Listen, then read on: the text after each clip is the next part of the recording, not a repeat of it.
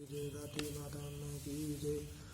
काती माता का नम्मा अध्याय। राजा पृथ्वी ने कहा, हे नारद जी, आपने कार्तिक मास व्रत में तुलसी की जड़ और भगवान विष्णु का निवास बताकर उस स्थान की मिट्टी का पूजन बतलाया है। अब मैं भी इसी तुलसी जी के महात्म्य को सुनना चाहता हूँ। तुलसी कहाँ से कैसे उत्पन्न हुई, ये बताने की कृपा करें। नारद जी ने कहा, हे राजन, एक समय जब देवगुरु बृहस्पति जी देवराज इंद्र कैलाश पर्वत पर शंकर भगवान का दर्शन करने के लिए गए। शंकर जी ने उनकी परीक्षा ली। उन जटाधारी दिगंबर ने उनका मार्ग में ही अनुरोध कर डाला।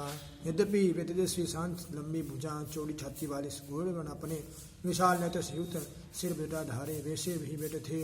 तथापि इंद्र शंकर जी को न पहचान कर उनका नाम धाम आदि परिचय पूछा और कहा, शंकर जी अपने स्थल पर है या कहीं गए हैं।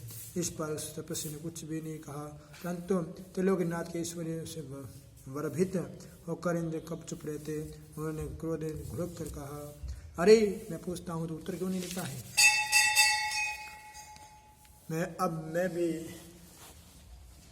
तुझे इस वज्र से मारता हूँ, फिर देखता हूँ कि तुम दुर्मति की रक्षा कौन करता है। फिर त्यों ही दिगंबर को अपने मारने के लिए हाथ में बदल लिया। त्यों ही भगवान शंकर ने वज्र से उसका हाथ स्थगित कर दिया। वे कराल नेत्र से ज्यों ही उसे देखा तो ऐसा विदित हुआ मानो दिगंबर प्रेरित हो उठा है और धीरे तेज से जल उठा है। और भुजा स्थित होने से इंद्र को क्रोध और दुख का अंत न रहा, परंतु ज्यों ही बृहस्पति जी ने उनको प्रज्वलित देखा त्यों ही अपनी बुद्धि से उनको भगवान शंकर कर प्रणाम किया।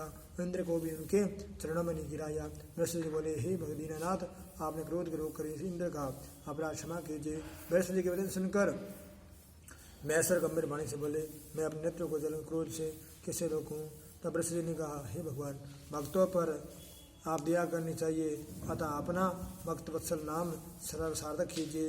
उस तेज को शांत कर इंद्र का उद्धार कीजिए। तब भगवान शंकर ने कहा, मैं तुम्हारी स्तुति से प्रसन्न हूँ जो तुमने इंद्र को जीवन दान दिलाया है। अब मैं तुझे अपने वरदान से बड़ा जीव से विख्यात करता हूँ। मैं नेत्रों की अग्नि को विपरीत नहीं करता। ऐसे कर शंकर जी अपने माथे पर निकली हुई तेज क्षीर सागर में डाल दिया। फिर निराधारी भगवान अंतर्धान्य हो गई। इंद्र और बृहस्पति दोनों देश से मुक्त होकर परम सुखी हुए। इस प्रकार जिनको जानने की इच्छा थी उन्हें जानकर इंद्र और बृहस्पति अपने स्थान पर चले गए। बोल कार्तिक माता में की जय। कृष्णाय वासुदेवाय हरे परमात्मने हृदयाक्लेशनाशाय गोविंदाय नमो नमः।